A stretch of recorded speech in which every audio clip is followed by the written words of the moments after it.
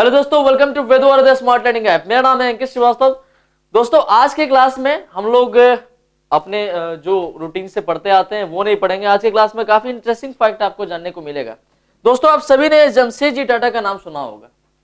बहुतों ने सुना होगा, बहुतों ने नहीं सुना होगा, तो उनके लिए ही आज का पूरा लेक्चर है। और इसके बाद हम लोग को समझना ये भी है कि जमशेदजी टाटा के द्वारा बसाया गया था शहर जमशेदपुर, ठीक है ना। इसके पीछे की हिस्ट्री क्या है हम लोग को साथ ही साथ उसको भी देखते चलना है। देखिए दोस्तों, जमशेदजी टाटा अंग्रेजों के समय का बहुत ही मशहूर नाम था।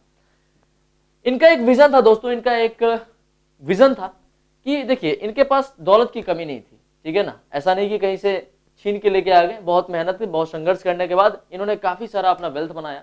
और इसके बाद इन्होंने इंडिया के लिए सोचा कि क्यों ना इंडिया में एक बहुत ही बड़ा स्टील प्लांट हो, आयरन और स्टील प्लांट हो। इसके लिए इन्होंने काफी विद्वान लोगों से भी चर्चा की इस बारे में, है ना।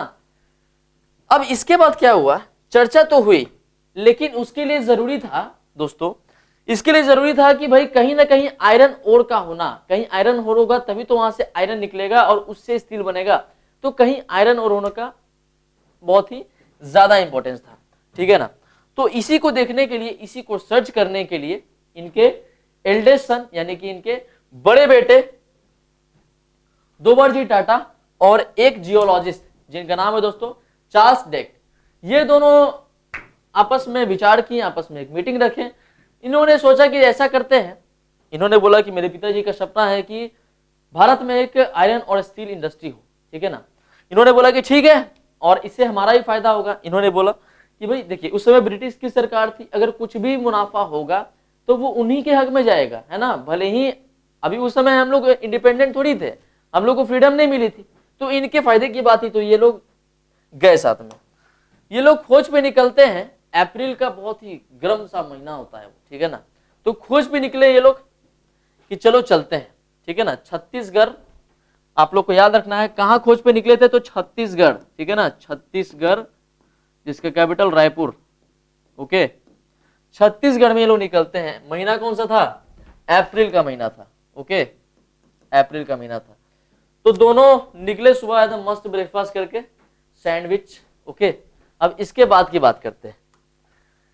पूरा दिन बीत गया लेकिन कुछ नहीं मिला। लेकिन जैसे ही अगली सुबह ये लोग निकलते हैं तो इन्हें मिलता है एक गांव, एक विलेज मिलता है इन्हें। क्या मिलता है इन्हें, एक विलेज मिलता है। और उस विलेज में इन्होंने कुछ लोगों को देखा। इन लोगों को समझने की कोशिश की, भाई ये लोग क्यों समझना चाह रहे थे उसको। आप कहीं आप जाते हो तो आप विलेज चलो साइड चलो, ठीक है ना, अर्बन सेंटर्स की तरफ चलो। लेकिन इन्होंने एक बात नोटिस की, यहाँ पे इन दोनों ने एक बात यहाँ पे नोटिस की कि ये सभी अपने सर पे एक बास्केट लेकर के जा रहे हैं, ठीक है ना। ये सभी अपने सर पे एक बास्केट लेके जा रहे हैं। और उस बास्केट में क्या था, ये बड़ा सस्पेंस का बात मुद्दा था, ठीक है ना। तो जब ये थोड़ा और पास गए तो ये बोले गए, तुम क्या बास्केट में क्या लेके जा रहे हो, ठीक है ना, है यू इंडियन, क्या लेके जा रहे हो तुम। तो ये बोले, आपके चार्ल्स डेक्ट, दोवरजी टाटा तो खुद ही इंडियन थे। तो ये बोलते हैं, उनको रिप्लाई करते हैं कि देखिए हुजूर, हम अपने सर पे आयरन लेके जा रहे हैं। इनका दिमाग टिकल कर गया, अरे भाई, जिसकी खोज में निकले थे वो सामने है। फिर इनको ये थोड़ा और वहां पे इंटरेस्ट लेने लगे, ठीक है ना। आप ज्यादा मत सोचो, महिला नहीं थे, पुरुष था, ठीक है ना। तो कहने का मतलब है कि जैसे ही उसने रिप्लाई किया कि इसमें आयरन है, तो पूछे, वो बोले कहां से तुम्हें मिला, ये कहां से लिए हो तुम इसको, ठीक है ना। तो ये दूर इशारा करते हैं कि हुजूर उधर, उधर नहीं, उधर, उधर क्या है, रजरा हिल्स, ठीक है ना। इसे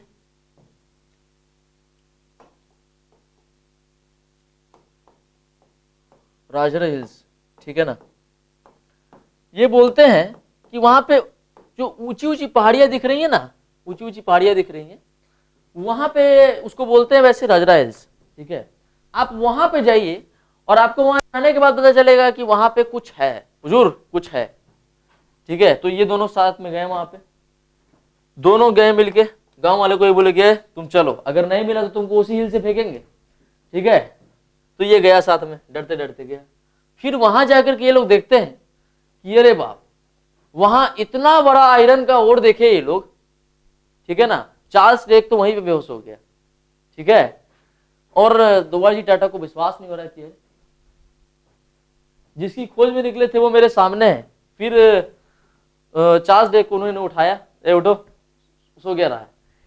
फिर वो उठ के बोला कि अच्छा हाँ यही आयरन ओर है, लेकिन इसकी पुष्टि करने के लिए दोबाजी टाटा जो है, ठीक है ना, उन्होंने बोला कि ठीक है, एक तुम वहां से कुछ ओर्स कलेक्ट करो और देखो वहां पे कि ये किस क्वालिटी का आयरन है। विश्वास नहीं करोगे आप लोग, सबसे अच्छे क्वालिटी का आयरन पूरे दुनिया में दोस्तों, अगर मैं पूरे वर्ल्ड लेवल की बात करूं तो पूरे दुनिया में जो फाइनेस्ट क्वालिटी ऑफ आयरन था वो इसी ओर में था, ठीक है ना। फिर चार्ल्स ड्रेक भी वहां देख के हैरान हो गया कि अरे ये क्या मिल गया हम लोगों को, ठीक है ना। अब इनको लगने लगा, दोबाजी टाटा को ऐसा लगने लगा कि अब मेरे पिताजी का सपना होगा पूरा और वो बनाएंगे एक आयरन और स्टील इंडस्ट्री। ओके, अब इसके बाद की कहानी समझते हैं। तो दोस्तों इसी आयरन की ओर को इन्होंने मुद्दा बनाया और वहीं से सारा आयरन कलेक्ट किया और छत्तीसगढ़ में आज जो भिलाई स्टील प्लांट आप लोग देखते हो ना दोस्तों, वो उसी का देन है। तो छत्तीसगढ़ में जो भिलाई स्टील प्लांट है, आयरन और स्टील प्लांट, ये किसका देन है?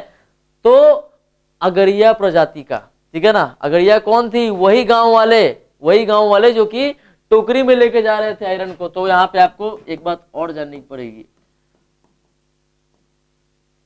अगरिया प्रजाति का ही देन है भिलाई स्टील प्लांट। अब देखिए कहानी यहीं पे समाप्त नहीं होती है। ये तो चलिए समय था, ये 1904 का समय था दोस्तों, ये 1904 का समय था, ठीक है। समय आता है 1907 का दोस्तों, 1907 का समय आता है और जो जमशेदजी टाटा है उन्होंने टिस्को कंपनी खोल दी, ठीक है ना।